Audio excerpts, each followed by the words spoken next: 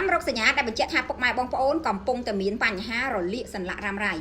ទី1ពុកម៉ែបងប្អូននឹងចាប់ផ្ដើមសង្កេតឃើញថាឧស្សាហ៍រឹងតាមម្រាមដៃម្រាមជើងតឹងតាមម្រាមដៃម្រាមជើងពិបាកក្តាប់ពិបាកលា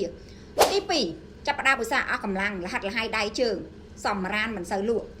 ទី3មានអារម្មណ៍ថាពិបាកក្នុងការធ្វើចលនាជាប្រចាំថ្ងៃទី4ឡើងស្នាមក្រហមតាមសន្លាក់តាមម្រាមដៃម្រាមជើងឬក៏តាមកលៈ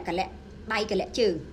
ទី5ចាប់ផ្ដើមមានបញ្ហាគ្រុនក្តៅបន្ទាប់ពីមានបញ្ហារលាកតាមសន្លាក់អញ្ចឹងសម្រាប់5ចំណុចនេះគឺពុកម៉ែបងប្អូនអាចកត់សម្គាល់បានបើសិនជាមានរោគសញ្ញាណាមួយដោយដែលនាងខ្ញុំបានជម្រាបជូនពុកម៉ែបងប្អូនអាចស្វែងរកដំណោះស្រាយបានហើយចំពោះវិធីដោះស្រាយបើសិនជាពុកម៉ែបងប្អូនប្រើប្រាស់ថ្នាំជាច្រើនមកហើយមិនទាន់ទទួលបានប្រសិទ្ធភាពមិនទាន់បានផល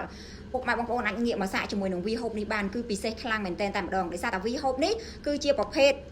ផលិតផលធម្មជាតិដែលវាមានតួនាទីចូលទៅជួយជួសជុលតាមតសៃតាមសន្លាក់អញ្ចឹងពុកម៉ែបងប្អូនអាចប្រើបានដោយសុវត្ថិភាពមិនមានផលប៉ះពាល់ដល់សុខភាពចា៎